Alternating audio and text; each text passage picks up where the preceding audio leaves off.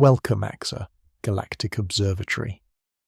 Tonight, the story begins with a silence so vast that it stretches across the whole Milky Way.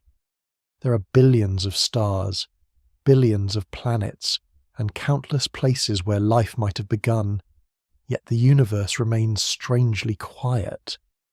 In this documentary, the journey moves through the Fermi Paradox, decades of failed SETI searches, the haunting mystery of the WOW signal, and the unsettling possibility that the Great Filter may still lie ahead of humanity. It is a calm exploration of one of the deepest scientific mysteries ever asked. If the cosmos is so full of opportunity, why has no one answered back before settling in? Please take a moment to like this video, subscribe to the channel, and support AXOR Galactic Observatory for more slow, thoughtful journeys through the mysteries of space, time, and existence. Now, the silence begins. Far beyond the thin atmosphere of Earth, beyond the orbit of the Moon, beyond the planets, the comets, and the broad frozen outskirts of the solar system, there stretches a universe so large that ordinary language begins to lose its balance. Space appears empty at human scale, yet on larger scales it is structured, crowded, and ancient beyond instinct. The observable universe extends across at least 2 trillion galaxies, and each galaxy contains its own history of stars, gas, dust, chemistry, and time. The Milky Way is only one of these galaxies, a rotating disk of stars, dark matter, and interstellar clouds spread across roughly 100,000 light-years. It is not unusually privileged. It is not central. It is not the oldest or largest known system. It is simply one ordinary large galaxy among an almost ungraspable multitude.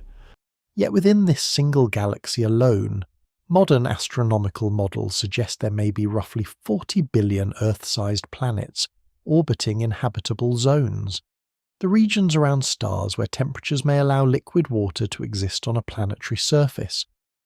40 billion is not a poetic figure. It is a statistical estimate drawn from observations of real stars and real planets.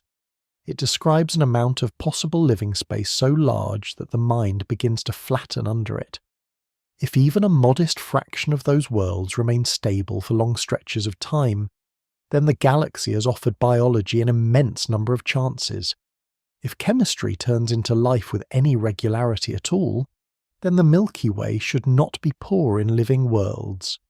If life sometimes develops complexity, memory, tools, and instruments, then a galaxy with hundreds of billions of stars and billions of years of history seems like a place where intelligence should not have happened only once, and yet the sky remains quiet.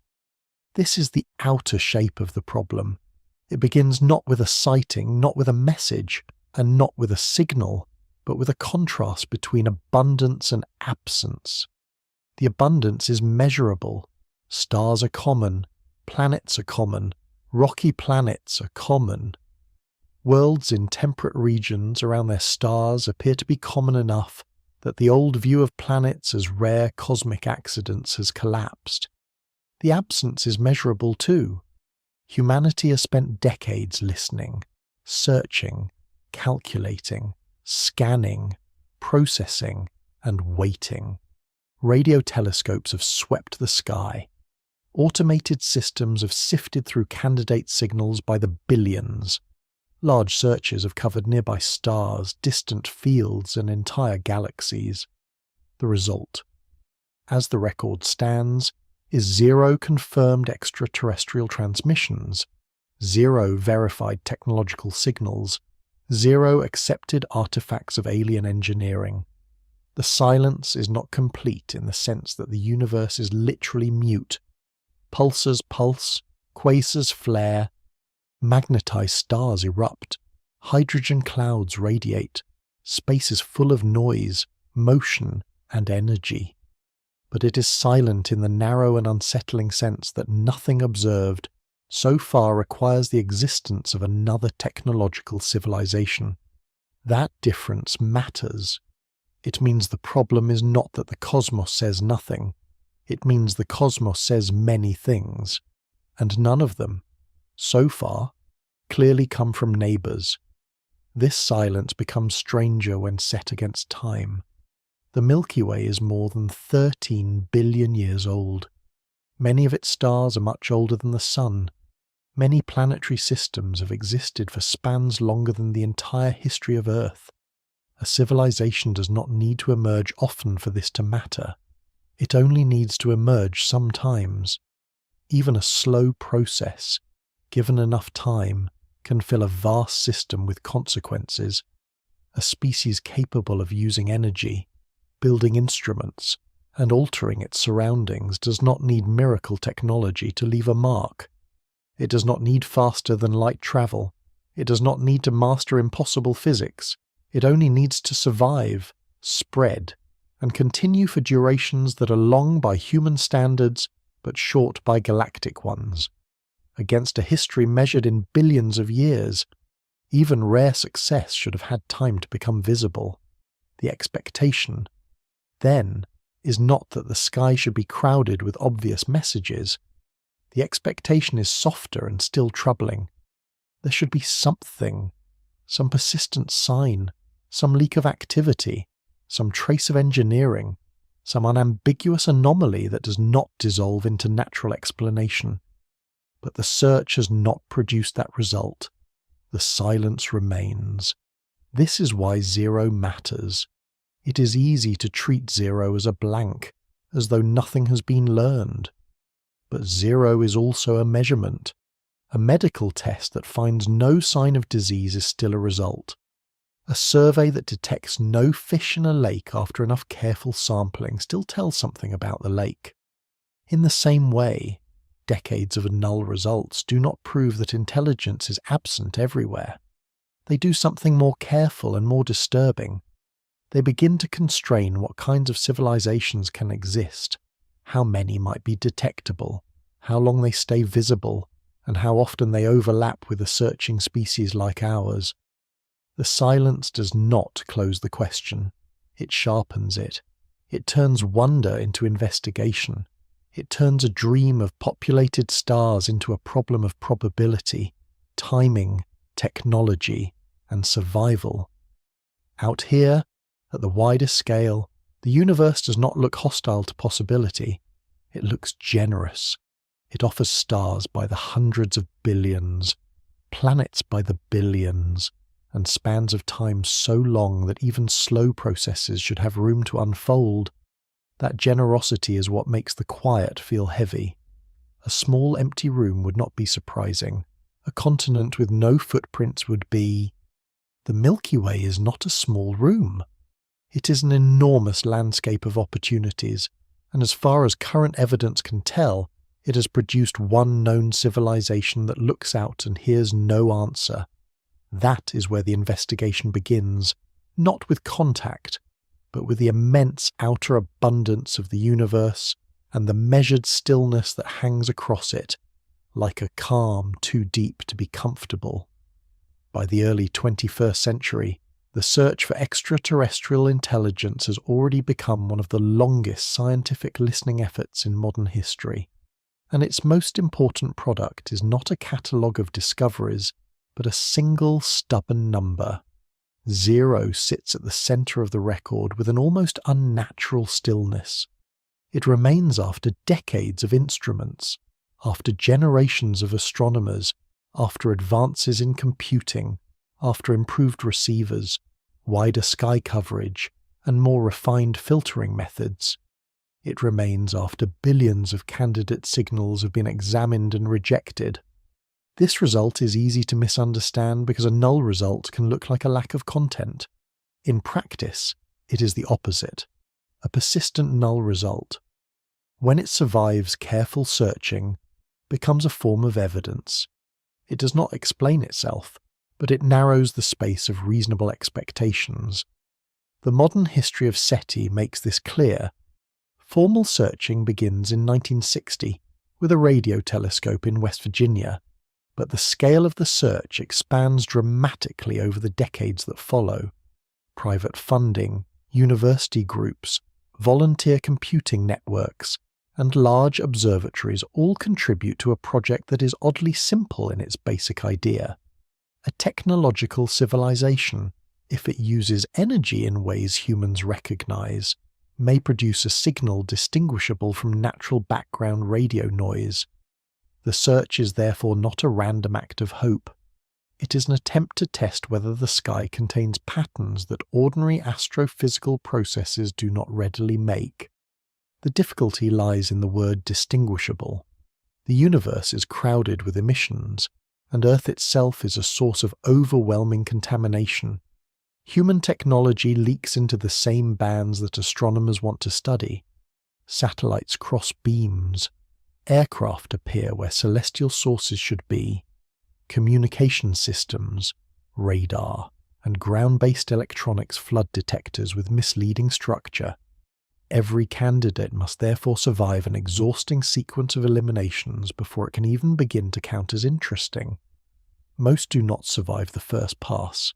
A few survive longer. None have endured to accepted confirmation. One of the clearest illustrations of this long statistical struggle is SETI at home, the distributed computing project that runs from 1999 until March of 2020. It allows millions of volunteers around the world to lend unused computer processing power to the analysis of radio telescope data. On an emotional level, the project feels almost ceremonial, a planetary act of listening carried out in bedrooms, offices, dormitories, and libraries by people who may never meet but share a single question. On a technical level, it is formidable. Over more than 2 decades, the system processes billions of candidate events. The raw quantity alone is striking. 12 billion candidate signals pass through the pipeline. Each one represents some fluctuation or pattern that, at least briefly, looks enough like structure to deserve automated attention. But automated attention is not discovery. The overwhelming majority of such events arise from noise, interference, duplication, instrumental artifacts, or known astrophysical sources that become less mysterious under closer examination.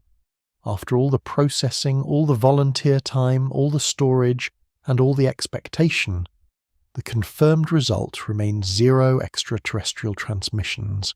The project shuts down quietly. There is no concluding revelation waiting at the bottom of the archive. There is only the refined absence left behind by a vast computational effort. Other programs deepen the same pattern. Breakthrough. Listen, one of the best-funded modern SETI efforts, scans approximately 1 million nearby stars and gathers more than 2 petabytes of observational data. Other searches examine hundreds of thousands of unique fields or survey entire galaxies in broad sweeps of the radio sky. The instruments differ, the observing strategies differ, and the computational filters differ, yet the answer keeps converging. Nothing survives scrutiny in a way that requires another civilization to explain it. This does not mean the searches are pointless. It means the searchers are slowly teaching a hard lesson about detectability. A civilization may exist and still produce nothing that human instruments can notice. It may communicate in forms humans do not monitor. It may be too far away, too brief in duration, too weak in signal strength, too narrow in beam direction, or too unlike terrestrial habits of transmission. But even these qualifications become informative.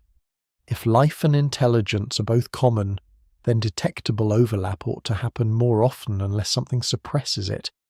Either civilizations are rare, or they do not last long in detectable form, or they become quiet quickly, or the assumptions guiding the search are badly incomplete. Zero does not choose among these options, but it makes them harder to ignore. The number also changes the emotional tone of the subject.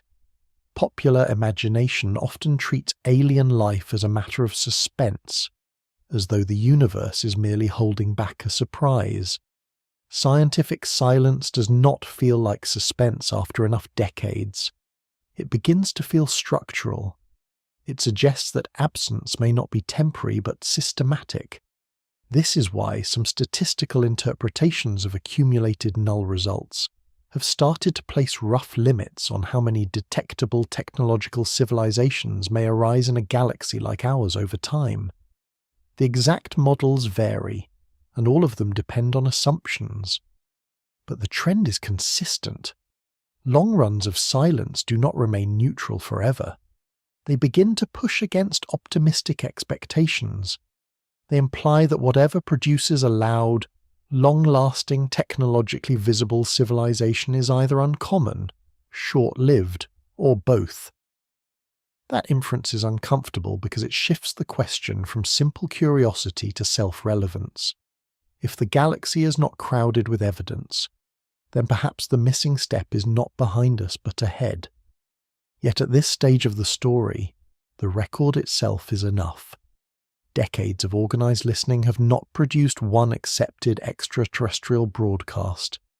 The most important result is not hidden in a secret archive or waiting in a future telescope. It is already present in the cumulative discipline of looking and not finding. The weight of that result grows because it stands beside another trend moving in the opposite direction. With each year, astronomers discover more planets, better models of habitability, and stronger reasons to think that the raw ingredients of life are not rare. The search space expands at the same time the confirmed detections remain at zero. The contradiction does not soften with repetition. It hardens. Silence, repeated enough times under improving conditions, stops feeling empty and starts feeling like a clue.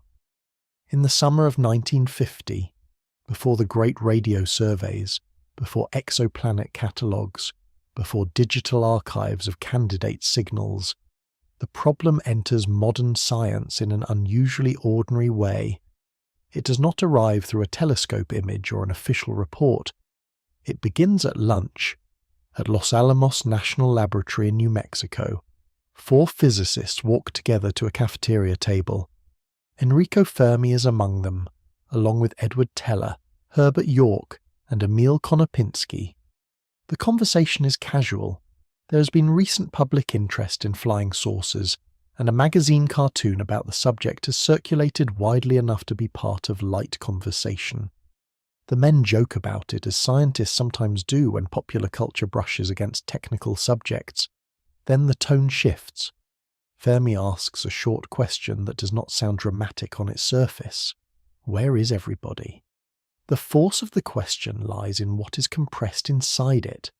Fermi is not asking about rumours or folklore. He's asking about arithmetic.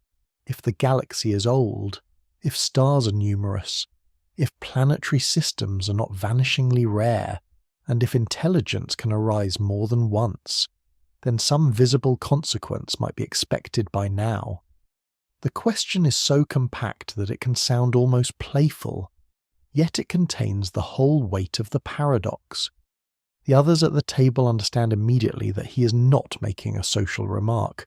He is pointing at a mismatch between expectation and observation.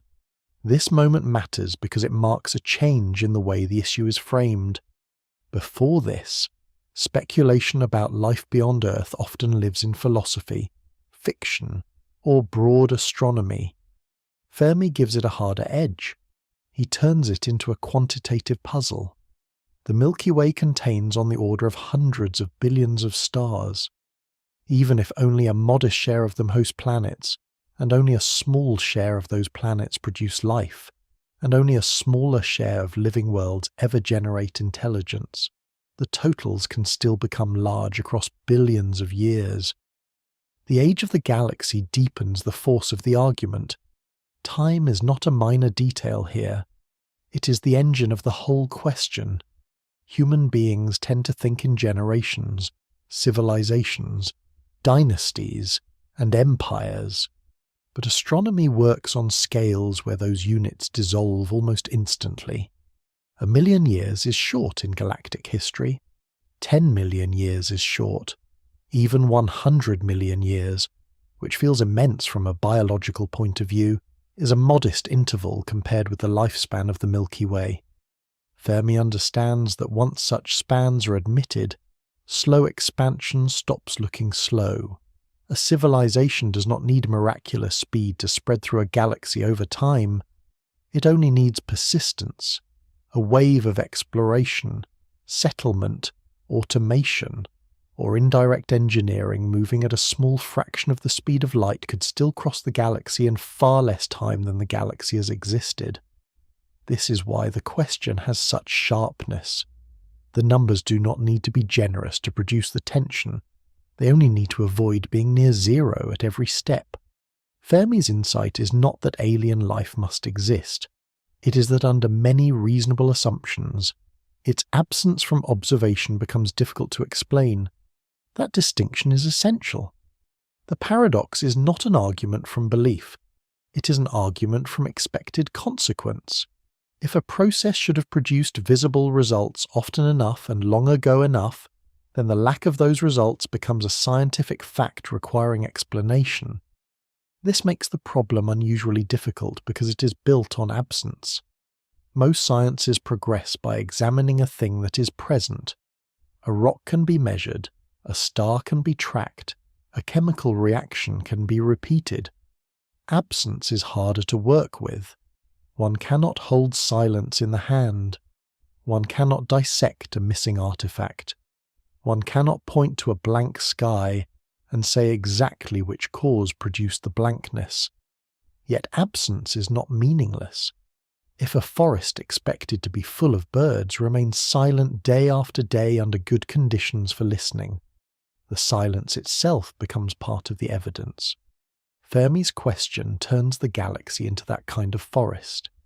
It suggests that the quiet may be telling something deep about the path from matter to life to mind to technology. In later years, the problem becomes formalized and sharpened. Michael Hart, writing in 1975, gives one of the most rigorous versions of the colonization argument. If interstellar travel is physically possible at non-exotic speeds, and if technological civilizations arise with some regularity, then the galaxy should already contain the results of expansion. The fact that it does not appear to do so must mean that at least one of the background assumptions fails. Either civilizations almost never arise, or they do not survive, or they do not expand, or they leave no durable traces recognizable to outsiders. Hart does not create the question, but he helps define its harder logical structure. Still, the emotional core remains with Fermi because of the striking simplicity of the original lunch table formulation. Whereas everybody condenses a huge statistical puzzle into 5 plain words, it is memorable because it feels almost rude in its directness. It strips away romance and asks whether the universe behaves the way a basic expectation says it should. By doing so, it also changes the emotional atmosphere of the search for extraterrestrial intelligence. The subject is no longer only about hope, imagination, or discovery. It becomes an inquiry into why a seemingly favourable universe has failed to advertise its inhabitants. From this point onward, every new planet found, every improved estimate of habitability, and every decade of silence intensifies the original lunch table question. Rather than fading with time, it becomes heavier. That is the peculiar power of the Fermi Paradox. It is born casually, but it does not remain casual. It follows astronomy into every better measurement, waiting quietly behind the growing evidence that the galaxy is full of places and strangely poor in voices. Once the paradox is stated clearly, time becomes the next region to examine, because time is what turns a curious question into a genuine problem. A galaxy can be large and still remain mostly unvisited if not enough time has passed. Distance alone does not create paradox. What creates paradox is distance combined with abundance and age. The Milky Way is enormous by human standards, but it is also ancient beyond ordinary intuition. It has existed for more than 13 billion years. The Sun forms relatively late in that history. and Earth is younger still. This means there has been a vast interval before human beings appear, during which other processes, biological or technological, could in principle have unfolded elsewhere. The key point is not that they must have unfolded, but that they had room to do so. When people first encounter the argument, interstellar travel often seems like the obvious escape. The stars are too far apart, so perhaps no civilization can realistically move between them. At first glance, that sounds decisive. The nearest stars lie trillions of miles away. Human spacecraft, measured against such distances, move with painful slowness. Even the fastest probes launched from Earth would need thousands or tens of thousands of years to reach nearby stars if they could survive that long and maintain meaningful control. But the paradox does not depend on present human engineering. It depends on what becomes possible for any long-lived technological civilization, using physics that is difficult, but not obviously impossible. No faster-than-light travel is needed, no wormholes are needed, no speculative shortcuts are required.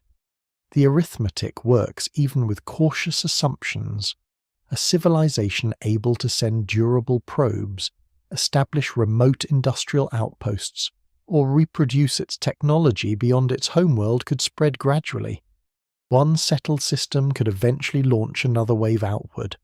A network need not advance all at once. It can proceed in stages, with pauses, failures, and long delays.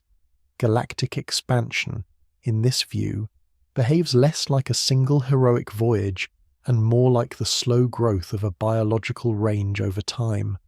Forests spread, coral spreads, microbes spread. The frontier moves not because every individual crosses the whole distance, but because continuity turns local success into larger coverage. The same logic can apply to a civilization that persists long enough. Even if the outward edge moves at only a tiny fraction of light speed, the total time required to cross the galaxy remains small compared with the galaxy's age. Estimates differ depending on assumptions about ship speed, pause length between settlements, resource constraints, and social choices. But the central result keeps returning. A colonization or exploration wave moving effectively at around 1% of the speed of light, or even slower when averaged across long intervals, could still traverse the Milky Way in 10 million to 100 million years. Those numbers sound enormous because human memory has no living grip on them, yet against billions of years they become narrow slices. 100 million years is less than 1% of the Milky Way's age. If the galaxy had a calendar compressed into a single year, then 100 million years would amount to only a few days. On that scale, a civilization with patient expansion habits could cross the galaxy in a long weekend. The galaxy has had not one weekend, but a full year of opportunities. That is what makes the timescale uncomfortable. It removes the easy refuge that says there has simply not been enough time. There has been enough time for the process, if it is possible at all, to have happened many times over. This does not prove that expansion is inevitable. A civilization may choose restraint. It may turn inward, abandon physical growth, or lose interest in spreading. It may collapse before it begins. It may be rare enough that the opportunity almost never arises. But once time is given its full weight, those possibilities no longer feel like neutral alternatives. They become necessities that require explanation.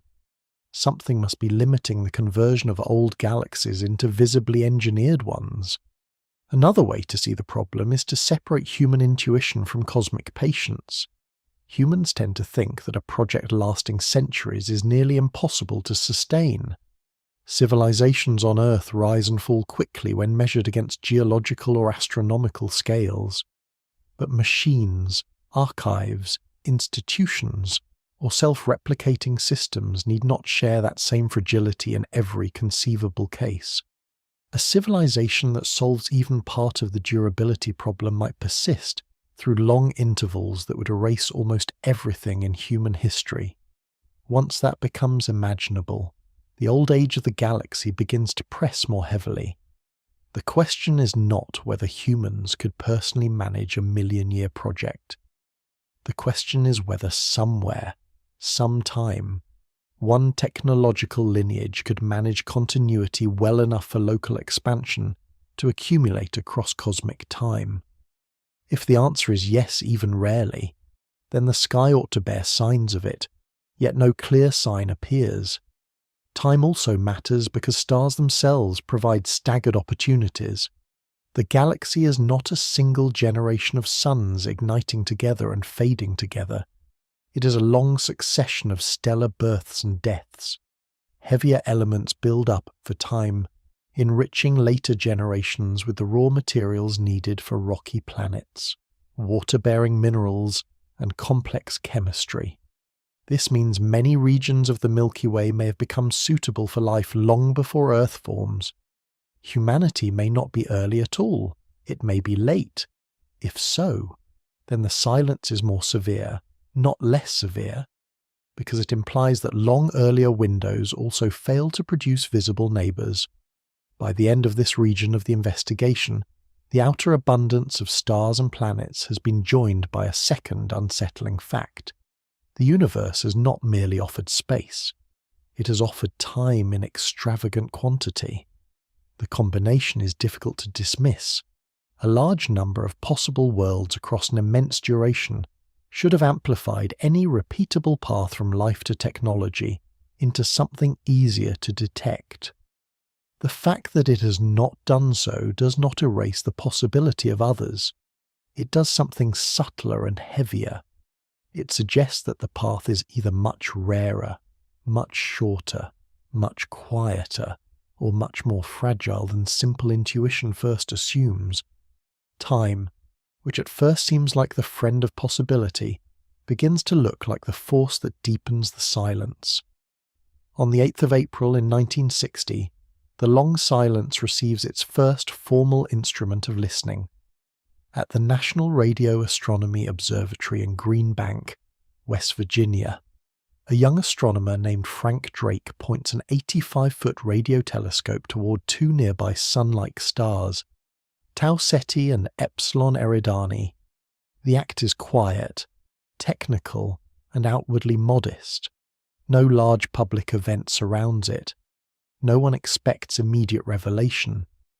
Yet this moment marks the beginning of a new phase in the human relationship with the question. The paradox at Los Alamos has lived so far as a problem of reasoning. Now it begins to meet data. Drake names the effort Project Ozma, borrowing from the world of Oz, a title that carries a trace of imagination without losing scientific seriousness. The target stars are chosen not because they are proven homes of planets, but because they are nearby, stable, and at least superficially similar to the Sun. At the time, little is known about planets around other stars. That ignorance shapes the early search more deeply than later generations sometimes remember. In 1960, planets beyond the solar system remain hypothetical to observation. Astronomers can argue about them, expect them, or doubt them, but they cannot yet count them. The search therefore proceeds under uncertainty that later decades will transform. Still, one part of the logic already seems compelling. If an intelligent civilization wants to announce itself across interstellar distances using radio, it might choose a frequency that any other technical civilization would recognize as special. Giuseppe Cocconi and Philip Morrison have proposed such a place in a 1959 paper in Nature. Their argument centers on the emission line of neutral hydrogen at roughly 1,420 MHz. Hydrogen is the most abundant element in the universe.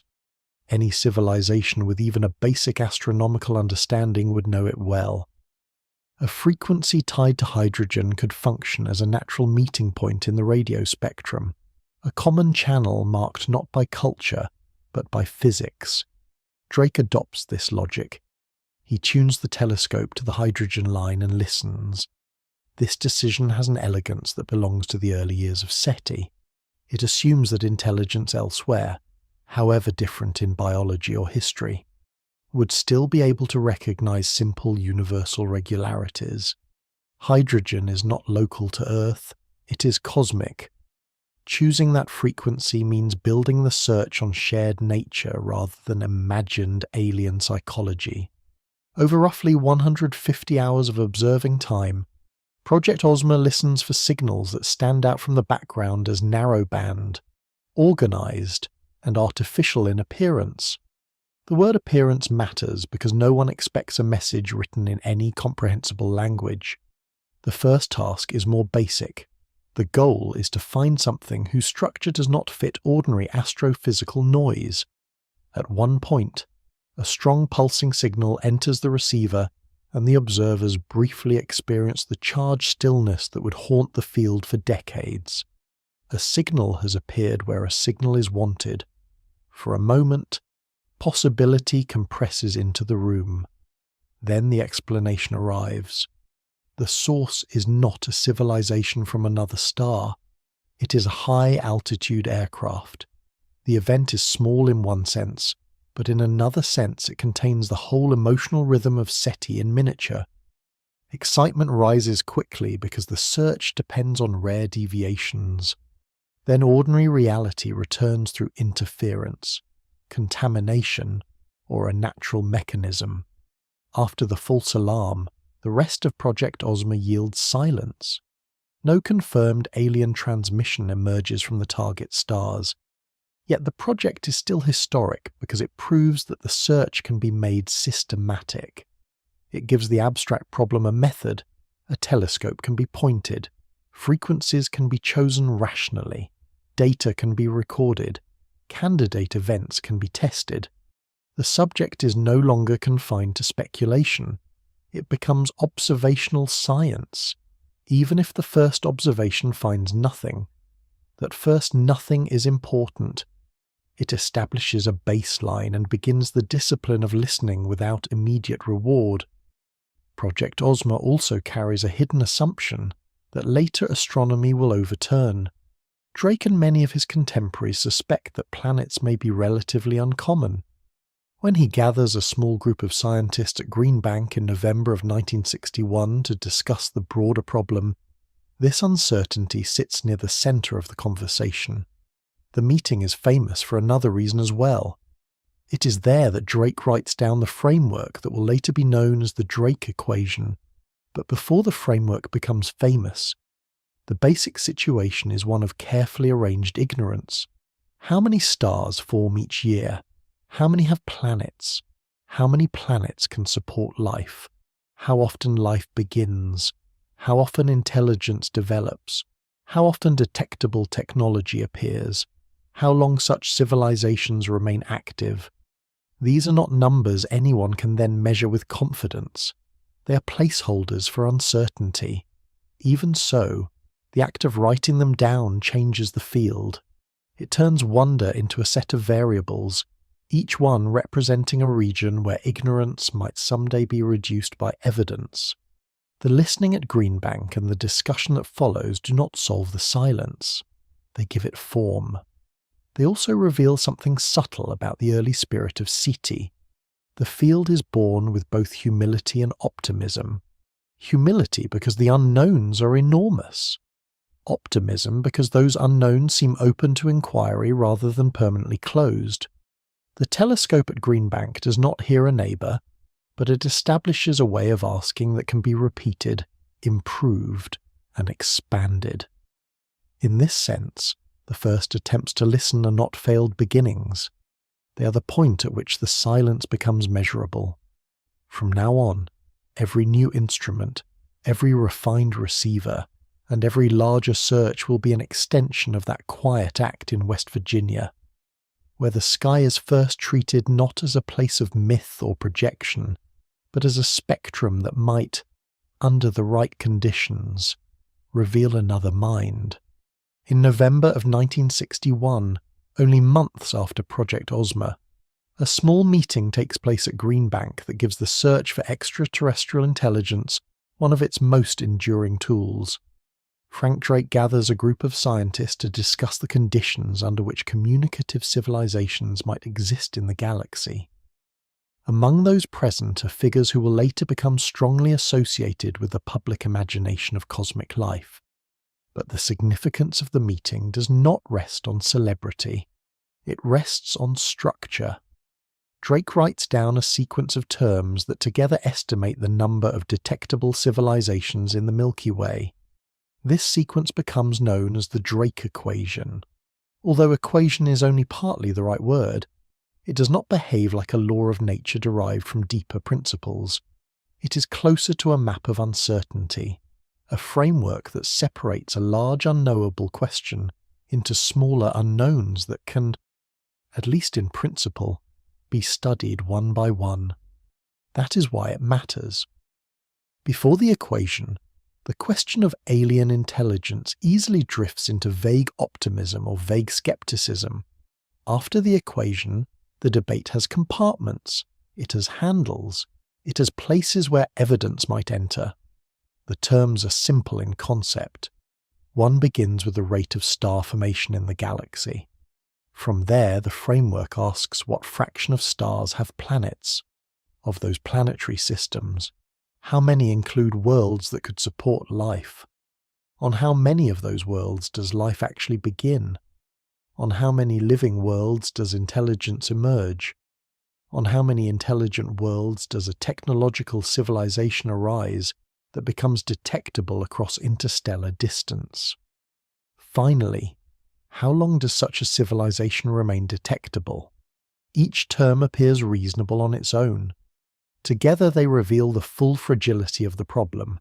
A single low term can collapse the final number. A single generous term can inflate it dramatically. The equation does not tell anyone what the answer is. It shows why the answer is so sensitive to hidden bottlenecks. At the time Drake first presents it, the largest uncertainty is not some exotic question about consciousness or social stability. It is the much simpler matter of planets. The fraction of stars with planets, usually written as a term representing planetary systems, is treated as highly uncertain. Drake and many others estimate it conservatively. One common early assumption places it around 1 in 5. Even that feels generous to some astronomers of the period. Planet formation is not yet observed directly in mature star systems. The solar system may be typical, or it may be a lucky exception. No one knows. This uncertainty is crucial because it shapes the emotional balance of the early equation. If planets are rare, then life may be rare for a mundane reason. There may simply not be many places for it to begin.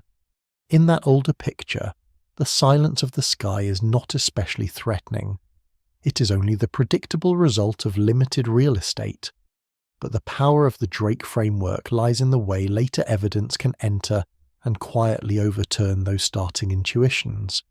Between 2009 and 2018, the Kepler Space Telescope observes roughly 150,000 stars and watches for tiny dips in brightness caused by planets passing in front of their host stars.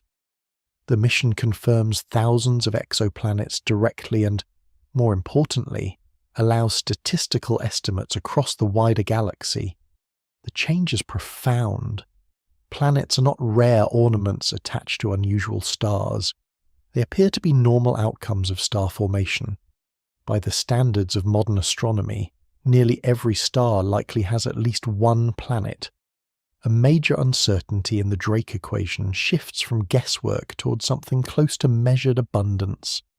The old value of 1 in 5 gives way to something far nearer to 1. This is not a small correction. It multiplies the number of possible worlds by a factor of roughly 5 and changes the emotional meaning of the equation. A framework once used partly to justify cautious optimism now begins to intensify the paradox. More stars with planets should have been good news for the hope of contact. Instead, it makes the silence more difficult to excuse. The same happens with other measurable terms.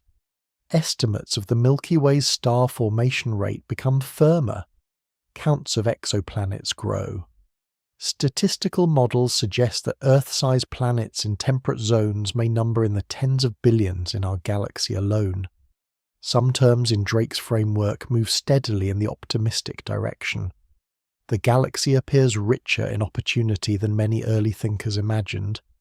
Yet the final observed result does not move with them.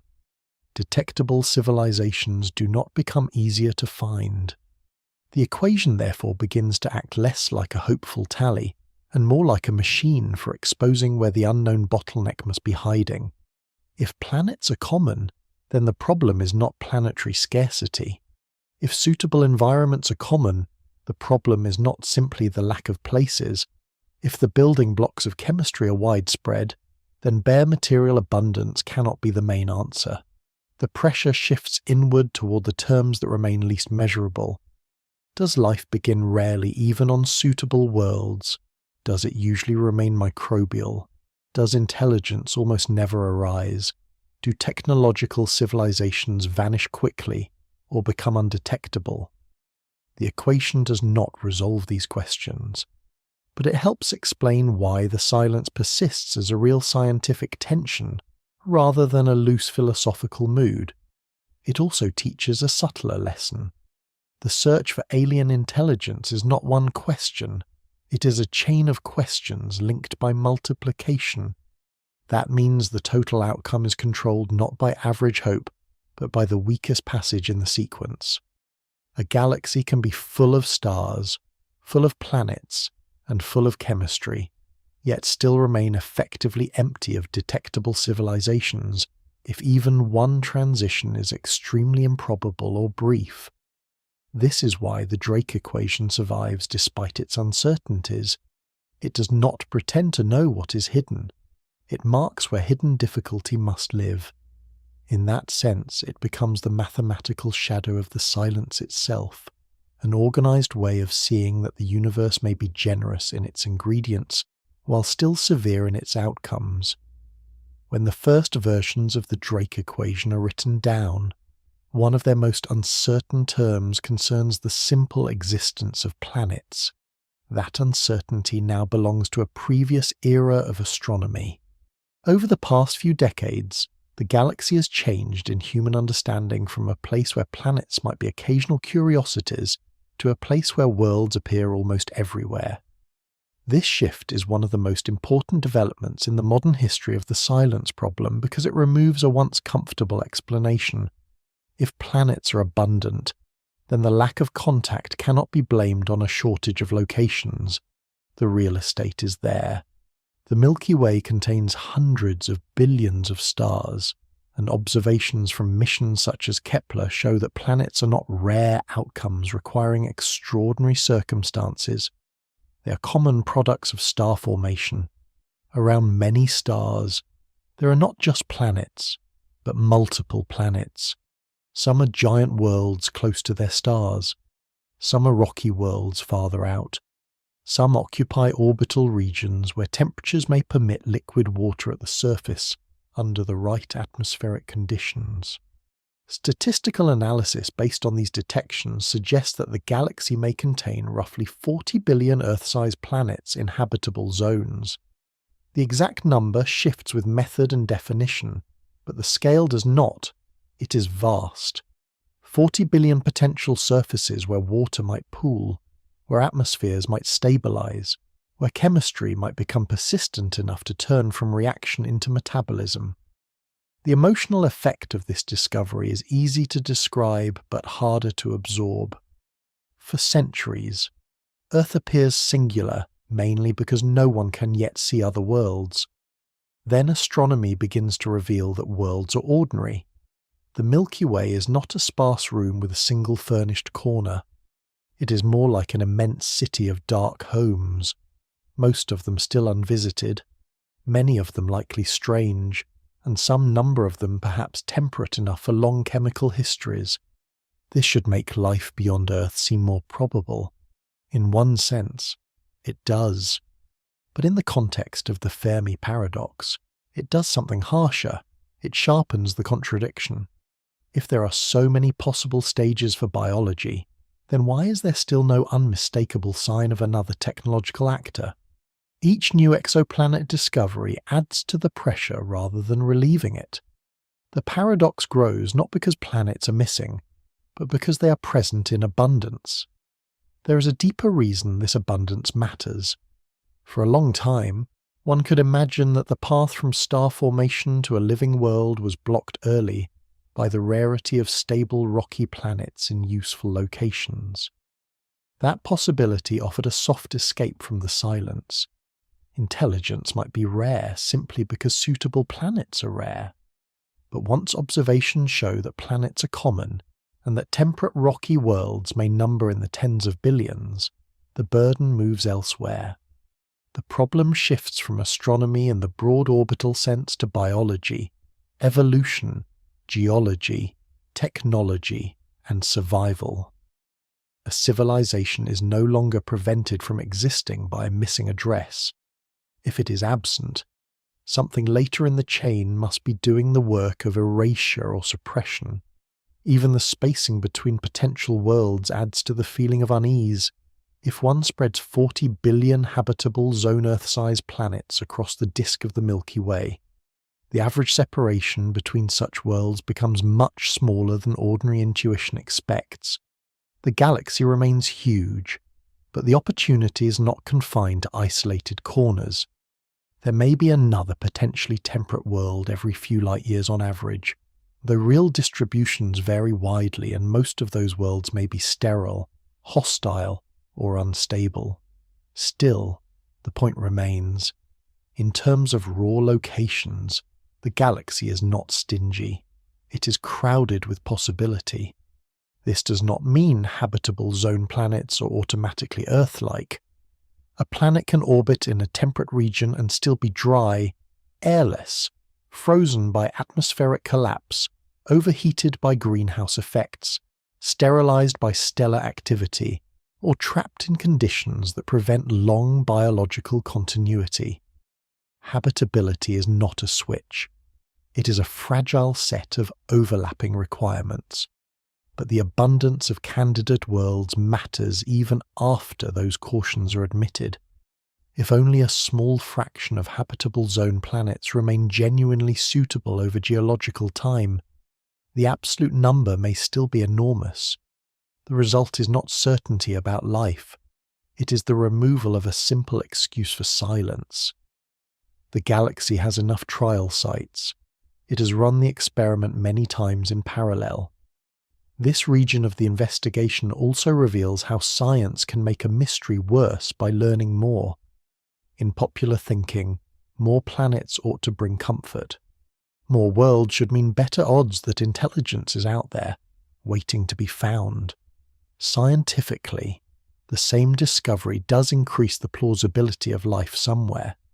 But if the search still returns zero, then better odds for life only increase the weight of the remaining silence. It is like opening more doors in a vast building and finding each room still empty of the expected guest. The emptiness becomes less casual and more patterned. By this stage, the old picture of the galaxy as perhaps too barren to matter has been left behind.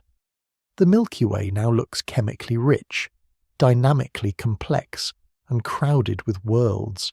Its stars have had billions of years to form planetary systems. Many of those systems appear common rather than exceptional. The question therefore changes shape. It is no longer, are there enough places for life to begin? It becomes, what happens after the place exists? What happens to chemistry, to persistence, to complexity, to intelligence, and to technological duration? The discovery of worlds everywhere does not answer those questions. It strips away one barrier and exposes the deeper ones. The silence survives the age of exoplanets, and because it survives, it grows more severe. A galaxy full of homes and empty of voices is harder to explain than a galaxy empty of both. In 1967, the search for extraterrestrial intelligence encounters one of its first great lessons in humility.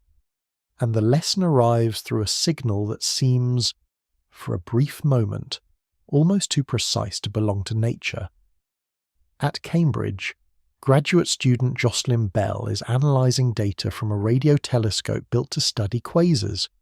The instrument produces long charts of pen-traced output, and the work depends on patient attention to small irregularities in an ocean of repetition.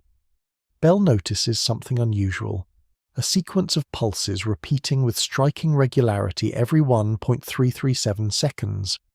The signal is narrow, stable, and unlike anything expected from the ordinary radio sky, its precision is what makes it so unsettling. Nature often produces chaos, broad noise, drifting emission, and messy variability. This source behaves with an order that feels almost designed. The research team gives it a joking label, "Little Green Men 1." The joke matters because it reveals what the signal briefly makes plausible.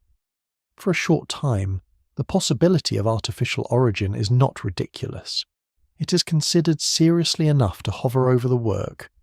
Then the sky answers in a different way. A second source is found, then another. The pattern spreads, and with that spread the interpretation changes. The signals do not come from transmitters built by intelligence. They come from rotating neutron stars, collapsed stellar remnants sweeping beams of radio emission through space like lighthouse beams crossing dark water. A new natural phenomenon is discovered. The signals are not alien messages, they are pulsars. This episode is important not because it disappoints, but because it exposes a structural weakness in human expectation. The search for intelligence assumes that artificial signals may show order, narrowness, repetition, and mathematical neatness. Pulsars show that nature can do the same. The universe is capable of producing events that appear deliberate before they are understood. That fact changes everything that follows. It means that the search is not only a matter of detecting anomalies, it is a matter of surviving them. A candidate signal is not valuable because it is strange. It becomes valuable only after all natural explanations fail, and history begins to show how difficult that standard will be to meet. The discovery of pulsars does more than solve one puzzle. It establishes a recurring pattern that will shape SETI for decades. Signals that first appear purposeful later collapse into astrophysics. Order does not guarantee intention. Repetition does not guarantee design. Even perfect timing can arise from ordinary physical laws acting under extraordinary conditions. This does not make the search hopeless. It makes it harder. It means that every promising candidate must be approached with restraint, because the universe has already demonstrated its ability to imitate the surface features of communication. That lesson grows even stronger 10 years later, with the most famous single event in the history of SETI. On the 15th of August in 1977, a volunteer astronomer named Jerry Eman is reviewing data from the Big Ear radio telescope at Ohio State University. Big Ear does not move like a conventional dish. It scans the sky as Earth rotates, recording signal intensities in printed columns of numbers and letters. In that output, one sequence stands out with unusual force, at a frequency near the hydrogen line, around 1420 MHz. A signal appears with intensity far above the surrounding background. It lasts 72 seconds, exactly the length expected for a celestial source drifting through Big Ear's beam as Earth turns. The signal is strong, narrowband, and exquisitely placed at the frequency long imagined as a natural interstellar calling channel. Eman circles the printout and writes one word in red ink beside it. Wow. The name stays. The event enters scientific memory and popular culture at once. Unlike the pulsar signals, the wow signal does not repeat. That difference gives it a peculiar force. Pulsars become natural because they recur and reveal a stable astrophysical mechanism. The wow signal appears once and then vanishes. Observers return to the same region of sky again and again. Nothing comes back. No exact repeat is ever recorded. That one-time nature of the event makes it feel less like an object and more like an encounter. For decades, it becomes the single strongest candidate for an extraterrestrial transmission ever detected by SETI. Not because it is proven, but because it behaves so closely to what a hoped-for signal might look like. And yet it remains unresolved. It comes from the direction of Sagittarius, not from any obviously remarkable nearby star. It fits no easy pattern of terrestrial interference.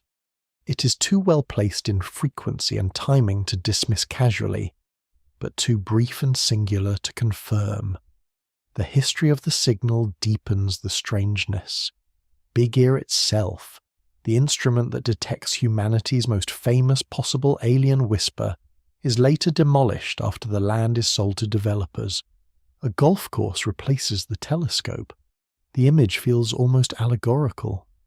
A machine that once listened to the sky with historic patience disappears into ordinary terrestrial use, while the signal that justified its legend remains unexplained. This episode matters because it sits at the boundary between hope and discipline. It shows how badly one clean event can tempt interpretation.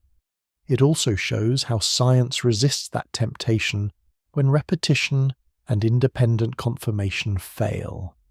The wow signal is not dismissed, but neither is it accepted. It becomes a held breath inside the history of the field.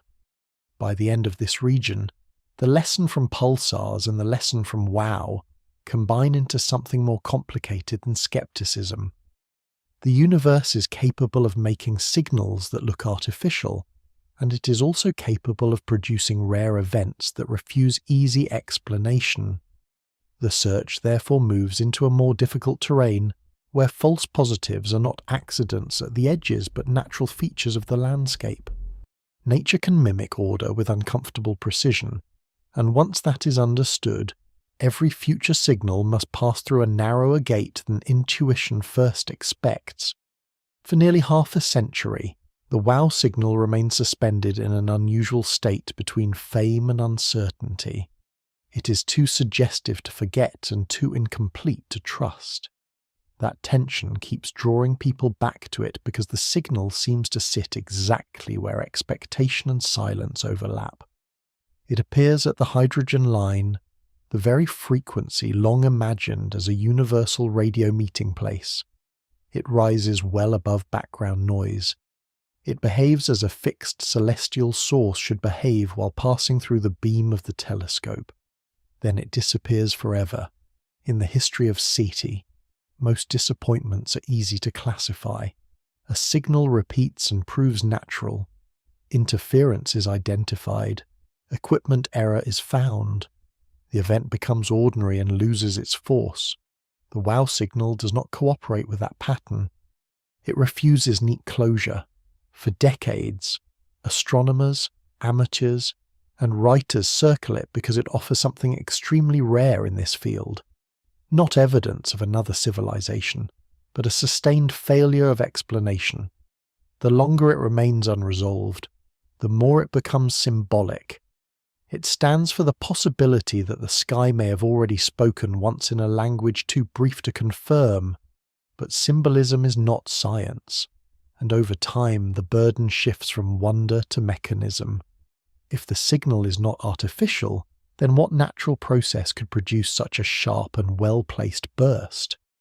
Many explanations are proposed. Some invoke terrestrial interference, perhaps from a classified transmission, an aircraft, or reflected radio contamination.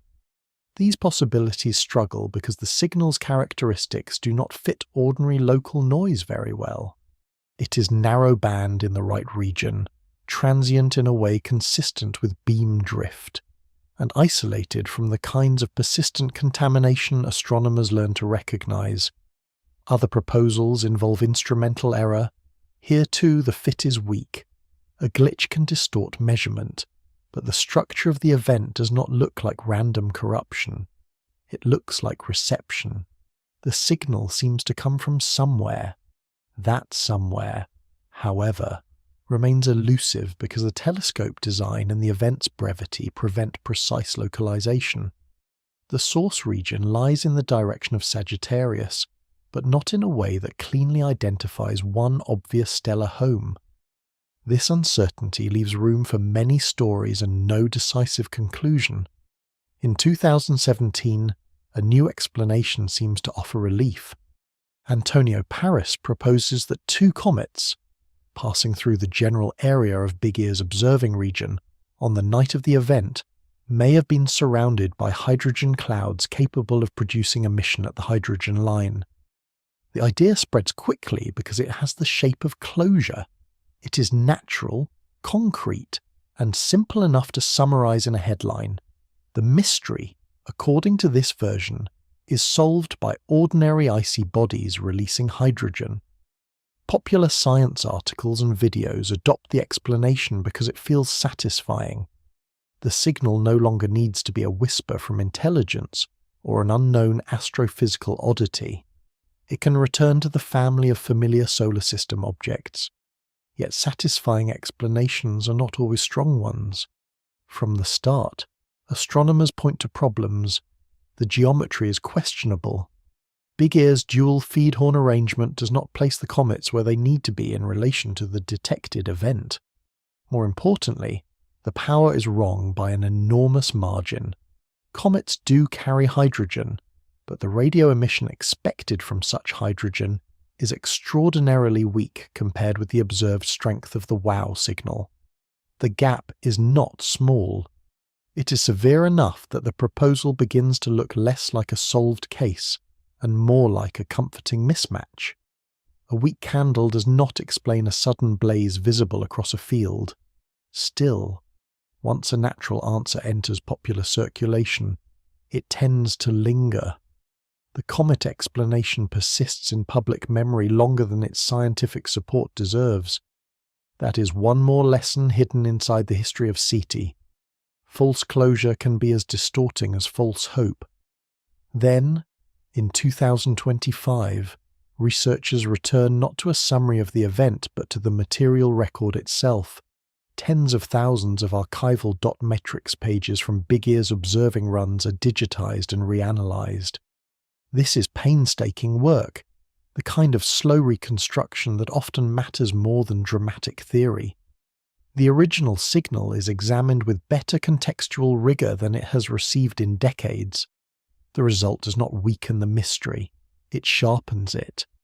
The reanalysis confirms the event's high flux density and undermines the comet hypothesis decisively. The two proposed comets are not in the correct beam geometry, and their known emission properties are far too feeble to account for the observed signal. The comfortable explanation falls away.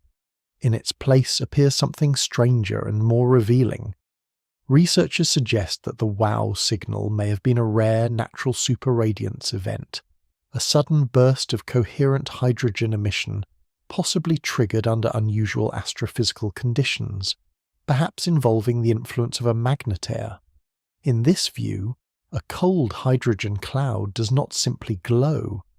Under a very specific set of circumstances, it can release a brief intense burst at exactly the frequency that SETI has long regarded as the natural communication channel.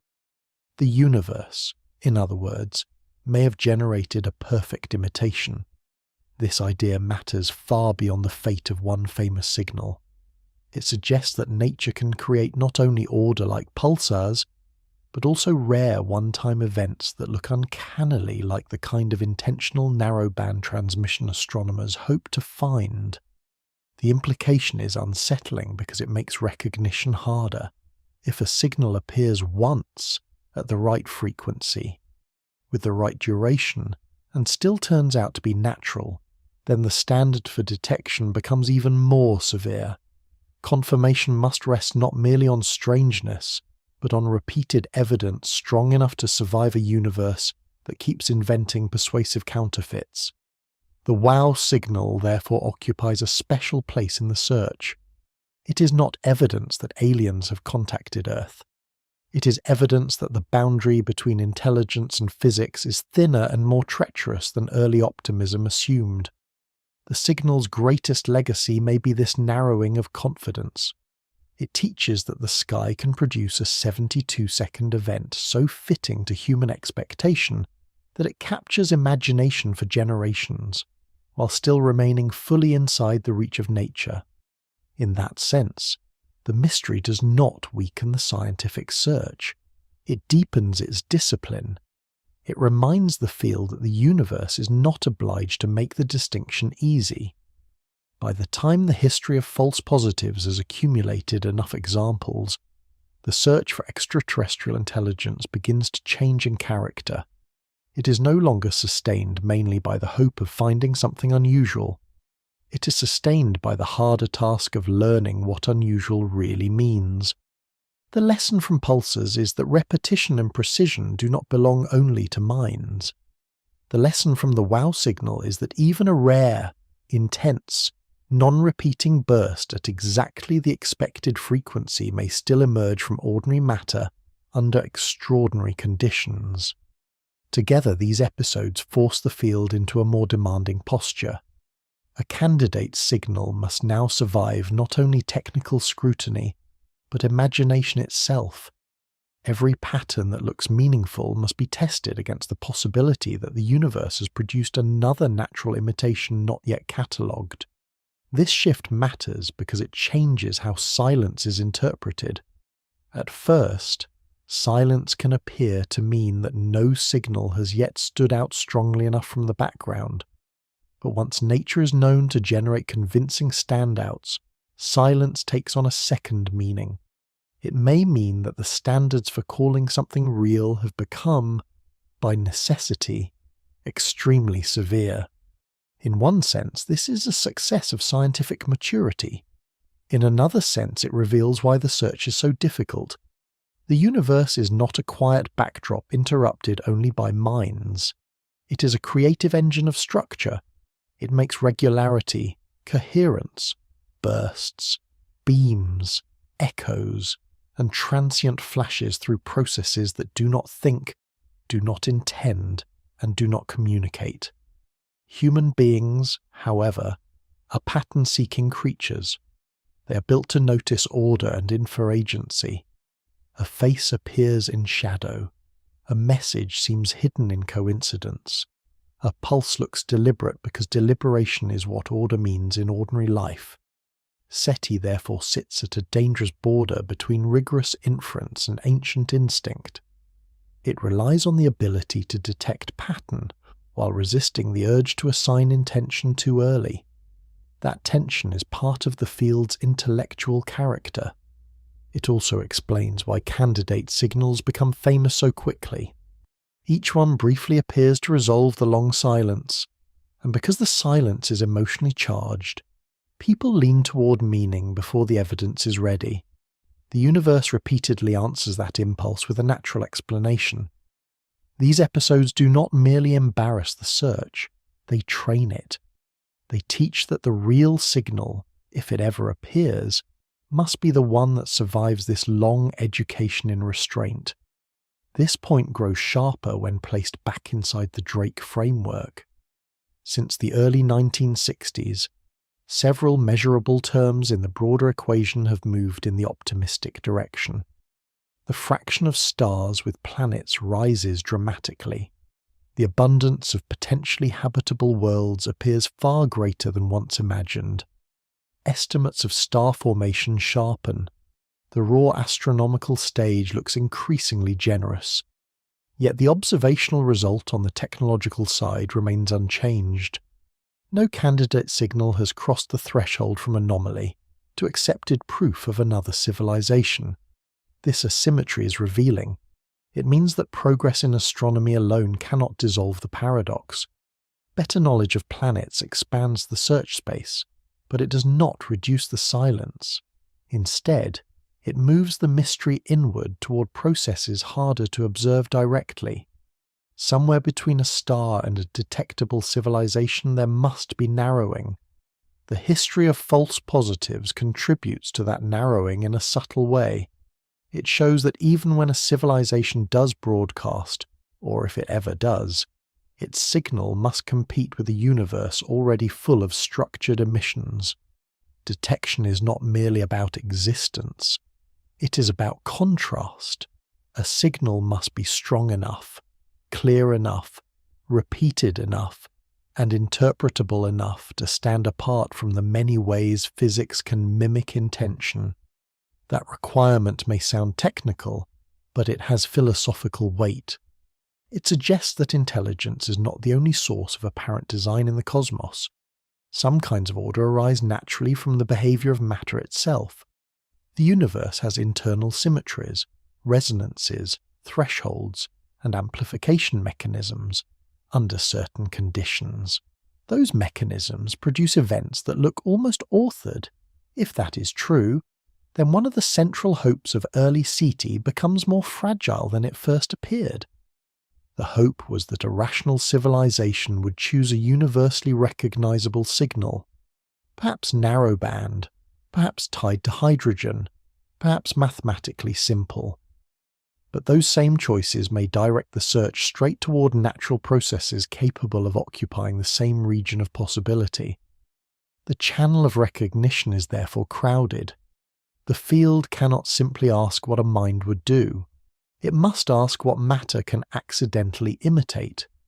This makes the silence heavier, not because it proves that no one is there, but because it multiplies the demands on certainty. It is not enough for the universe to produce something strange. It must produce something strange in a way that refuses all known astrophysical substitutes. By this point in the investigation, the sky looks different from the way it looked to the earliest radio astronomers. It is not merely empty of messages, it is busy with deceptive structure. That distinction matters. A blank page and a page full of misleading symbols create different kinds of difficulty. The modern search faces the second kind. It listens through a field of natural counterfeits while knowing that the true event, if it comes, may still be brief, local, or hard to repeat. This is why the history of false signals is not a side story. It is part of the central mechanism by which the silence acquires its force. The universe may contain intelligence elsewhere, but it also contains enough elegant physics to hide that intelligence behind layers of imitation and doubt. The searcher is therefore left in a position both stronger and lonelier than before. Stronger because the methods have become more disciplined. Lonelier because even the best candidate signals so far have ended by teaching that the cosmos can perform the shape of communication without saying anything at all. Long before intelligence, long before telescopes, long before any creature can ask whether it is alone, there is chemistry unfolding on a young planet. This inward turn from stars and signals to the origin of life changes the scale of the investigation but not its tension. If the galaxy is rich in worlds, then one of the next essential questions is whether life begins easily once conditions allow it. On Earth, the evidence suggests a remarkably early start. The planet forms about 4.5 billion years ago out of the debris left by earlier generations of stars. Its early surface is violent. It is struck by large impacts, shaped by internal heat, and covered at different times by magma, vapour, and condensing oceans. These are not gentle beginnings. Yet the geological record, though incomplete and difficult to read, points toward life appearing surprisingly soon after the most hostile conditions begin to ease. The last universal common ancestor of all known life, the deep ancestral population from which every current organism ultimately descends, seems to have existed by around 4.2 billion years ago, or not long after. The gap between planetary formation and established life is therefore short on geological terms, perhaps only a few 100 million years. Much of that interval includes conditions that may have been only intermittently stable. This matters because it suggests that biology does not require a long calm pause before beginning. Life on Earth may have emerged almost as soon as the planet stopped being persistently uninhabitable. That possibility is one of the most consequential pieces of evidence in the entire silence problem. If abiogenesis, the transition from non-living chemistry to self-sustaining life, were nearly impossible, one might expect Earth to show a long delay between habitability and biology. Instead, the evidence points in the opposite direction. Life seems to appear early, perhaps rapidly, once liquid water, usable chemistry, and energy gradients become available. No one yet knows the exact pathway by which it happens. That uncertainty remains profound. Researchers can identify plausible ingredients, such as simple organic molecules, mineral surfaces, cycles of wetting and drying, hydrothermal environments, and chemical gradients that concentrate energy and matter. They can build models of how membranes form, how molecules copy imperfectly, and how simple networks become more stable over time. But no laboratory has recreated the full transition from geochemistry to life in a way that closes the case. The origin remains uncertain in mechanism even while it appears suggestive in timing. That distinction is important. Science does not yet know precisely how life begins, but Earth's history implies that the event may not require absurdly rare luck once the conditions are right. If that inference is correct, then simple life could be widespread across the galaxy. The implication is both hopeful and severe. It is hopeful because it means the universe may not be sterile. Biology may arise often enough that the Milky Way contains many living worlds. It is severe because if life begins readily, then the silence cannot be explained by saying that the first transition almost never happens. The bottleneck must be elsewhere or must lie later. Earth itself reinforces this point in another way. The earliest life appears to be microbial, small, chemically flexible, and adapted to environments that do not resemble the open surface conditions most familiar to human beings. This suggests that life does not need forests, continents, animals, or oxygen-rich skies in order to establish itself. It can begin in simpler and harsher settings. If so, then many planets or moons that would look uninviting to human bodies may still be suitable for basic biology. The threshold for life may be lower than the threshold for comfort. That widens the possible living inventory of the galaxy far beyond Earth-like landscapes. At the same time, the caution remains. One planet is not a statistic in the ordinary sense. Earth is the only known example of life, and any inference drawn from a sample of one must remain tentative. It is possible that Earth is an outlier that happened to succeed quickly under unusual circumstances. It is possible that life appeared multiple times here and only one lineage survived. It is possible that the geological record hides a longer and more broken prehistory than current data can resolve. These reservations matter because they keep the investigation grounded. Yet even under caution, the central fact remains hard to ignore. Life does not seem to have waited. Once the oceans, crust, atmosphere, and chemical cycles reached a usable state, biology may already have been underway. This is why the origin of life becomes such a powerful inward region of the paradox. It removes another easy escape. First planets become common, then habitable environments appear plausible in large numbers. Then Earth suggests that life itself may start quickly, step by step. The chain that once looked impossible begins to look accessible, at least in its early parts. The silence, however, remains unmoved. That means the origin of life may not be the difficult passage many hoped it was. Or rather, if it is difficult, Earth does not look like a world that spent billions of years struggling to cross it. It looks like a world that crossed it early and then moved into a much longer story. By the end of this region, the investigation has narrowed again. The universe appears full of places. Some of those places may allow chemistry to become biology without extraordinary delay. If that is true, then microbial life may not be rare at all. The dark sky above Earth might contain not only many planets, but many biospheres, quietly active and chemically alive. Yet none of that guarantees minds, tools, radio telescopes, or detectable civilizations. The early door may open easily. The later doors may still remain almost completely closed. If life begins relatively early under favorable conditions, the next inward question concerns a far narrower transition.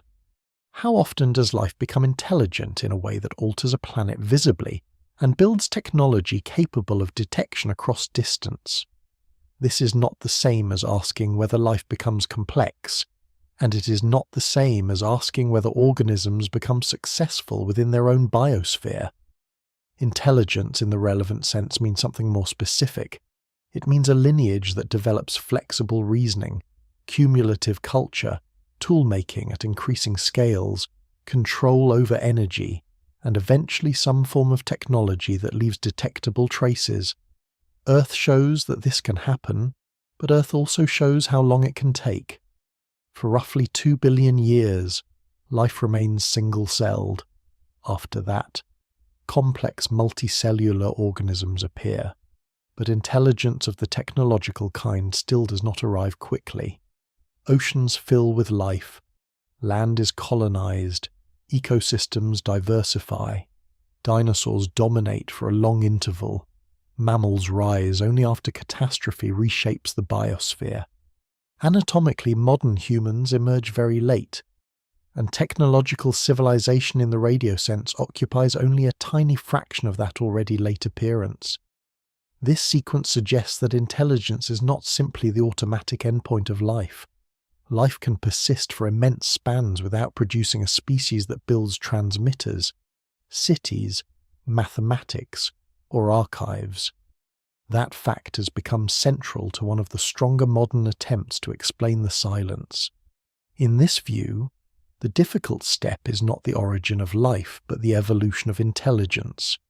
The galaxy may contain many living worlds and still remain nearly empty of detectable civilizations, if the path from microbes to minds is extraordinarily improbable. Recent arguments along these lines focus on planetary conditions over deep time. A world does not need only life. It may need long-lasting climate stability, access to diverse environments, sustained nutrient cycling, and a geological history that avoids sterilizing extremes while still permitting complexity to accumulate. Some researchers propose that advanced intelligence depends on a rare conjunction of factors rather than a broad evolutionary tendency. In this picture, it is not enough for a planet to sit in a habitable zone and host water. It may also require stable continents and oceans in the right balance, active geology over hundreds of millions of years, and enough environmental variety to drive adaptation without repeatedly collapsing the biosphere. These conditions are not obviously common even if planets themselves are common. The argument has intuitive force because it fits Earth's own drawn-out history. Intelligence appears only once in a form that becomes technological, despite billions of years of evolutionary experimentation. Many organisms become sophisticated in local ways.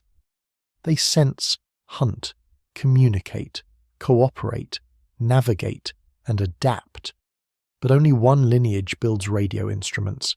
That does not prove intelligence is nearly impossible, yet it warns against assuming that evolution naturally climbs toward it wherever life persists. Evolution does not work toward predetermined goals. It works by local survival across changing environments. A trait that seems extraordinary from one perspective may be contingent from another.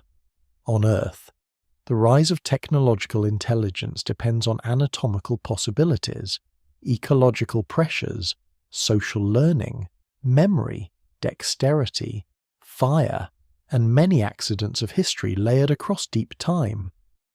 Remove enough of those contingencies and the result may never appear. Modern quantitative attempts to estimate this step often yield sobering numbers. Some analyses place the fraction of living worlds that produce intelligence at extremely low values, low enough that even a galaxy full of life could generate very few technological species across its lifetime. Such estimates remain speculative because they are constrained by a sample of one.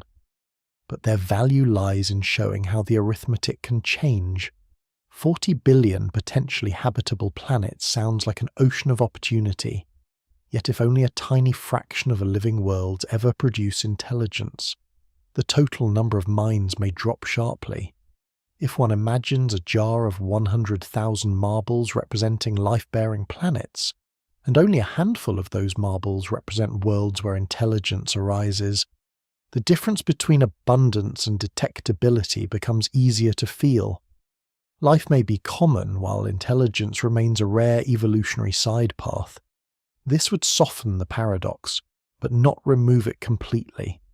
Even rare paths, given billions of years and hundreds of billions of stars, might still be expected to occur more than once. The real force of the intelligence bottleneck argument therefore depends on just how narrow the passage is. It also depends on whether intelligent species remain technological and detectable for meaningful spans of time. Still, this region of the investigation matters because it identifies a possible filter located well after life begins. Instead of asking why chemistry fails to become biology, it asks why biology so seldom becomes a civilization. The geological dimension is especially important here. Intelligence may require not just any planet with life, but a planet whose surface conditions remain dynamic and stable in a very particular way for hundreds of millions of years. Too much instability and complex ecosystems repeatedly reset. Too little geological cycling, and the environment may stagnate or lose the feedbacks that support long habitability. Oceans and continents may need to coexist in proportions that foster diverse niches. Nutrients may need to circulate across land, sea, and atmosphere. Oxygen-rich conditions may need to emerge and persist. None of these requirements is guaranteed by habitability alone. A habitable world can host simple life and still never produce large brains, complex tools, or cumulative technical culture. By the end of this region, the silence begins to look less like a denial of life and more like a question about thresholds. The first threshold may be lower than once imagined. The threshold to intelligence may be far steeper. Earth offers one narrow bridge across it, but it also shows how much time and contingency that crossing may require. If the galaxy is full of living worlds that never pass beyond microbial or simple multicellular stages, then the quiet sky becomes easier to understand. It remains unsettling, but it no longer implies a dead universe. It may instead imply a living universe where minds are the rare exception rather than the natural rule. For much of the late 20th century, one of the most influential explanations for the silence takes the form of a specialness argument. The universe may contain many planets and even much life, but Earth itself may possess a rare combination of conditions that make complex organisms, and eventually intelligence, possible. This view becomes widely known through the rare Earth framework. Its appeal lies in the way it gathers many ordinary facts about our planet into a single larger claim. Earth has long lived within a relatively stable climatic range. It has liquid water at the surface over immense spans of time. It has active geology. It has a magnetic field. It has plate tectonics that recycle carbon, reshape continents, and move material between deep interior and surface. It has a large moon that influences tides and stabilizes rotational behavior.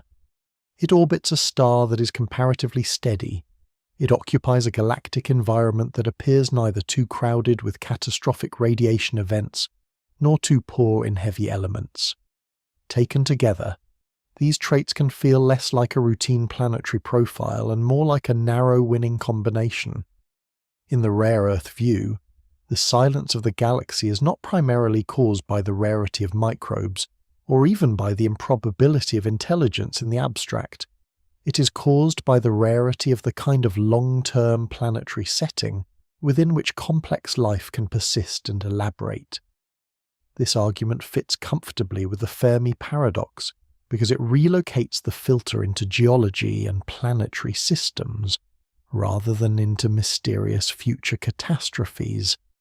If Earth is unusual in precisely the ways that matter most, then the silence is not a graveyard of failed civilizations. It is simply the natural consequence of a galaxy full of worlds that never become as biologically rich and stable as this one. There is reassurance in that picture. It suggests that humanity may already have passed the hardest threshold. The filter would lie behind us, in the unlikely chain of planetary luck that led from sterile rock to a world with oceans, oxygen, complex ecosystems, and a technological species capable of asking the question. For many years, this explanation carries substantial force. It is elegant because it joins astronomy, geology, and biology into a single bottleneck. Yet as models improve and observations broaden, the neatness of the picture begins to fray. One source of pressure comes from the study of plate tectonics itself. In the classical rare earth argument, plate tectonics plays a central role because it helps regulate long-term climate through carbon cycling, reshapes environments, and may support a magnetic field by linking interior dynamics to planetary evolution. If tectonics are rare, then complex surface life may also be rare. But later simulations and theoretical work complicate the causal chain. Some models suggest that the relationship between life and tectonics may not run in only one direction. Biological activity at the surface can influence weathering, sediment transport, and crustal properties over long intervals. That means life itself may help shape the conditions under which tectonic behavior becomes sustained. If so, then plate tectonics may not simply be a prior requirement for complex life. In some respects, it may also be an outcome influenced by life. That possibility does not destroy the rare earth framework, but it makes it less clean. The line between cause and consequence blurs. Other work raises a different difficulty. Plate tectonics is often treated as a pathway to atmospheric oxygenation and ecological richness. Yet some models indicate that subduction and mantle recycling can also draw oxidized materials downward, slowing parts of the oxygenation process rather than simply helping it. A mechanism once regarded as straightforwardly enabling becomes more ambiguous. The same happens with observations inside our own solar system. In 2015, the New Horizons mission flies past Pluto and reveals a world far more geologically active than many expected. Its icy surface shows fractures, movement, convection, and landscape renewal on a body small, distant, and cold enough that older assumptions would have predicted relative stillness. Charon, Pluto's large moon, also shows evidence of substantial past geological change. These are not Earth-like tectonic systems in the familiar rocky sense, but they demonstrate something important. Geological activity can arise under a wider range of conditions than the simplest rare Earth picture allowed. The universe keeps widening the menu of planetary behavior. That does not mean Earth is ordinary. It means the categories by which ordinary and extraordinary are judged have become less certain. A world can be active without fitting earlier templates. A body can surprise science simply by refusing to be inert where theory expected stasis. This matters because the rare Earth argument depends heavily on confident claims about what most planets probably cannot do. Each new exception does not refute the thesis, but it weakens the certainty with which the thesis can be treated as settled. The overall effect is not collapse but complication. Earth may still be unusual in biologically crucial ways. Stable continents, nutrient cycles, long temperate intervals, and the right combination of atmosphere and ocean may still be uncommon. Intelligence may still require a specific kind of world history, But the old confidence that a single geological ingredient, or a short list of them, cleanly explains the silence has become harder to defend. The universe keeps showing that planetary systems and surfaces are more inventive than human models first assumed. By the end of this region, the rare Earth explanation remains alive but less secure. It no longer feels like a finished answer. It feels like a contested hypothesis in a field where every new model complicates the previous one. That uncertainty matters because it sends the investigation back toward the larger problem. If Earth is not singular in the simple geological way once imagined, and if life begins early, and if planets are abundant, then the silence still waits for its cause. The filter may involve planetary rarity. But if so, the rarity may be subtler and more distributed than earlier arguments proposed. The path to intelligence may still be narrow, yet the reasons for its narrowness may not be the reasons first listed. The galaxy remains full of worlds, and the quiet remains in place. In 1996, economist Robin Hanson gives the silence a name that changes how the entire problem is discussed. He calls it the Great Filter. The phrase is simple, but it carries a severe implication.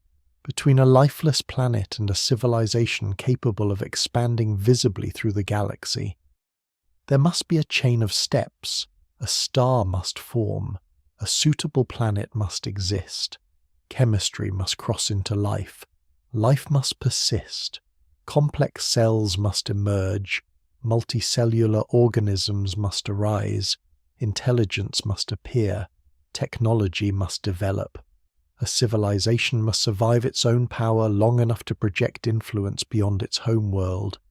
If the Milky Way should by now contain evidence of many such civilizations, but appears not to, then at least one step in that chain must be extraordinarily difficult, not merely uncommon, but so difficult that almost every lineage fails before reaching the far end. This is Hanson's filter. It is not a mechanism in itself. It is a probabilistic necessity forced by the silence. The concept matters because it reorganizes the paradox from a question about aliens into a question about thresholds. One no longer asks only where everyone is. One asks which passage almost no one crosses. The great filter can lie anywhere along the sequence. It may be behind humanity, in the early transition from chemistry to life or from simple cells to complex multicellular organisms. If that is the case, then Earth is rare in a reassuring way. The hard part has already happened. Humanity would be the descendant of a highly improbable success, but not necessarily the victim of an inevitable future failure. The silence would mean that almost no worlds get this far. It would not necessarily mean that worlds like ours are doomed once they do, but the filter could also lie ahead. It could operate after intelligence appears, after technology begins, after a species becomes capable of altering its planet and broadcasting into space. In that case, the silence becomes much darker. It would imply that many worlds may produce minds and machines, only for those civilizations to strike some barrier that prevents long visible survival. They may collapse, destroy themselves, transform into something undetectable, or simply fail to endure. The galaxy would then not be empty because nothing starts. It would be quiet because almost nothing lasts. This distinction gives the great filter its disturbing intimacy. It is no longer only about distant civilizations. It becomes a statement about what the future might hold for humanity itself. For years, the debate over where the filter lies remains balanced enough that both interpretations can be defended. Earth's own history appears to support a behind-us view. Complex cells take an immense amount of time to emerge. Multicellular life takes longer still. For billions of years, life on Earth remains simple. That long delay suggests that some early transitions may indeed be rare. If the filter is located there, then the arrival of a technological species would be the outcome of an extraordinarily unlikely sequence already completed. The silence of the galaxy would then say more about the difficulty of getting started than about the danger of continuing. This has long been the more psychologically comfortable reading, and not without reason. Yet the great filter concept does not permit comfort without evidence. It insists that somewhere the pass rate must collapse towards zero, and the location of that collapse matters enormously. To see why, it helps to imagine 100 planetary histories beginning with suitable chemistry. If the hard step lies very early, then perhaps 99 of those histories never produce life, or never move beyond microbial existence. One world crosses through. The survivors at the far end are few, but once they arrive, their future may remain open. If the hard step lies late, then many of the 100 worlds may produce intelligence, industry, and instruments, only to fail at nearly the same stage of development. That version is much more alarming because it places humanity near the dangerous threshold rather than safely beyond it. The paradox itself does not resolve the location. Silence alone proves that some filter exists, but not whether it belongs to the past or the future of a civilization like ours. This is why Hansen's contribution is so powerful. He turns a grand astronomical puzzle into a sharply personal risk assessment. Every new scientific discovery can then be read in light of the filter's possible location. If planets are common, the filter is probably not simply planetary formation. If life begins early, perhaps the filter is not abiogenesis. If intelligence seems rare, perhaps the filter lies in evolution. But if intelligent technological species should exist more often than the sky suggests, then attention shifts toward the future, toward what happens after a civilization becomes capable of amplifying its own power. The concept is austere. It contains no sentiment, no drama beyond the drama forced by arithmetic. Yet it changes the emotional temperature of the entire investigation, because it links the fate of unknown civilizations to the observable condition of the sky. A silent galaxy is no longer merely disappointing. It becomes diagnostic. It says that most paths fail. The only remaining question is when. By the end of this region, the great filter stands not as a solved answer, but as the clearest frame for everything that follows. It absorbs the earlier discussions of planets, life, intelligence, and geology, and asks a harder synthesis. Which step is the one that almost no one survives? If that step is behind humanity, then the silence may be a sign of extreme rarity paired with relative safety. If that step is ahead, then the silence may be a warning written across the whole Milky Way, not in words or signals, but in the absence of civilizations that should have been visible by now, and are not. In the last few years, the balance of the great filter discussion begins to tilt in a darker direction. Not because the older possibilities disappear, but because new arguments describe filters that may already be unfolding inside technological civilization itself. These proposals do not rely on distant astrophysical disasters or on dramatic invasions from outside. They arise from familiar processes, from the same kinds of development that human societies are already undergoing. This is what makes them unsettling. A filter ahead does not need to look like apocalypse in the cinematic sense. It only needs to make a civilization brief in detectable form. One recent proposal centers on artificial intelligence. The basic timeline is striking in its compactness. Human beings begin broadcasting radio in the late 19th century. A little more than a century later, machine systems capable of producing language, images, decisions, and autonomous behavior begin to alter research, labor, media, and governance. The interval between first radio leakage and advanced artificial intelligence is short when set against any historical scale beyond the modern era. If this acceleration reflects a general feature of technological development, rather than a local human accident, then other civilizations may pass through the same narrow corridor. Once electronics, computation, and automated systems become important, competition drives them forward, economic pressure rewards efficiency, military pressure rewards prediction and control, scientific pressure rewards more powerful tools for analysis and design. The result may be that artificial intelligence is not an optional side branch of technological culture, but a common attractor. If so, then a civilization may enter a period where its tools begin to transform it faster than its institutions. Ethics or biological limits can comfortably absorb. The danger here does not need to involve machines turning violently against their creators, though that is one extreme imagination. The more subtle possibility is that a civilization becomes unrecognizable, unstable, or silent in a relatively short time. Its communication methods may change, its social structures may fragment, its decision-making may shift to systems with no reason to broadcast loudly into space. It may merge with its technologies in ways that leave no radio signature like the kind SETI originally expects, or it may simply fail under the strain of concentrated power and speed. In each of these outcomes, the detectable window becomes brief.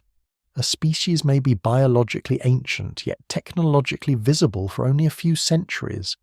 Against a galaxy more than 13 billion years old, a few centuries is almost nothing. Even if many civilizations arise across cosmic history, the overlap between any two brief broadcasting phases may be vanishingly small. Silence would then not mean that intelligence is absent. It would mean that intelligence does not remain legible for long. A second proposal points in a different direction while keeping the same conclusion. It does not depend on machines becoming dominant. It depends on intelligence reaching a social stage where reproduction becomes detached from survival. In many industrialized human societies, birth rates have fallen well below replacement level. Prosperity, urbanization, education, contraception, delayed family formation, and changing values all contribute.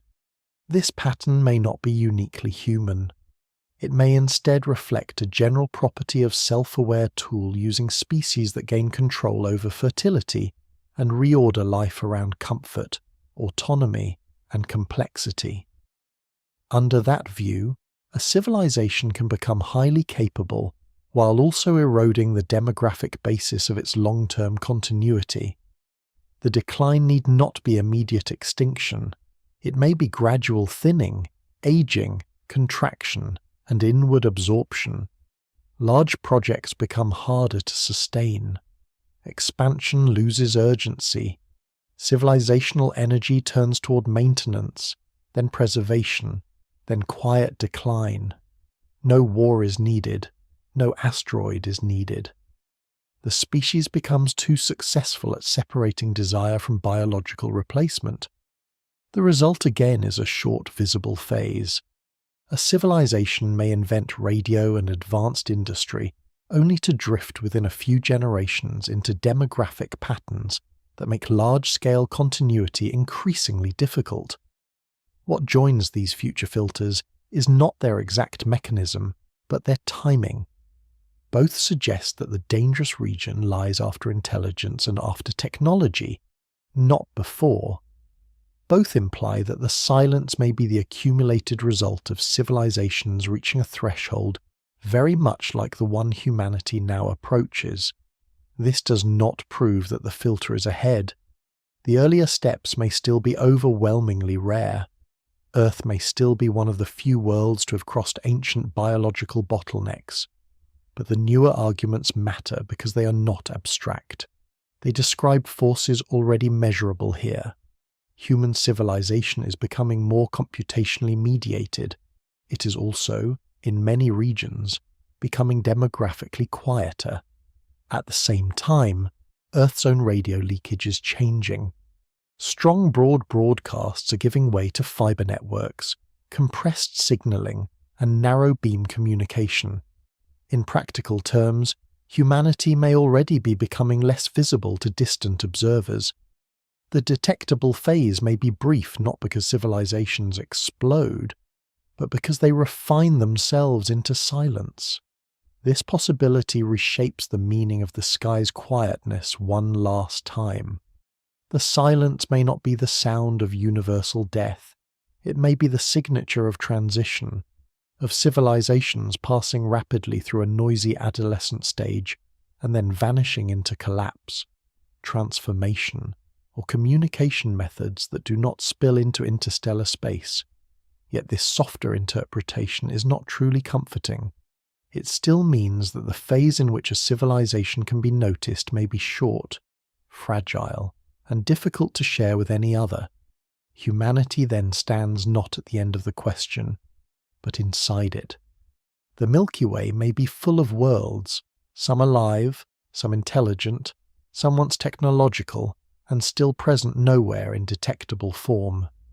The universe remains outwardly silent because the conditions required for voices to overlap may be narrower than the conditions required for life to exist. That is where the investigation comes to rest, not with proof that humanity is alone, and not with proof that it is doomed, but with a harder recognition. The galaxy appears rich enough for many beginnings and quiet enough to imply that very few pathways remain open for long. The long record of the search settles into a calm and difficult shape. The stars remain numerous, the planets remain abundant, the chemistry appears generous. Life may begin quickly where conditions allow. Intelligence may be rare. Technology may be briefer still. Somewhere between the first warm pools of a young world and the far reach of a civilization across interstellar distance, the path narrows almost to nothing. The silence of the sky does not reveal where that narrowing occurs with certainty. It only reveals that the narrowing is real. For now, Earth remains the single known world where matter has become living chemistry. Living chemistry has become thought, and thought has built instruments to listen into the dark. The answer that returns is not a voice, but a stillness layered with information. It suggests a universe where beginnings may be common and continuations may be fragile, where many worlds may carry oceans, atmospheres, minerals, and perhaps even simple life, while very few ever produce a long visible history of intelligence. In that possibility there is no final despair and no final reassurance. There is only proportion. Humanity stands on one small planet within one ordinary galaxy, hearing enough to know that the cosmos is active and lawful, yet not enough to know whether anyone else has crossed the same narrow bridge. The question remains open, but it is no longer innocent. It has been shaped by decades of listening, by false signals, by better planets, by older stars, by the early arrival of life on Earth, and by the uneasy recognition that advanced civilizations may not remain loud for very long. The universe keeps its distance, the sky keeps its composure, and beneath that great quiet, the search becomes part of the human story itself, a slow measure of what kind of civilization has emerged here, how long it can endure, and whether it can remain present in a galaxy that offers so many chances and so little reply.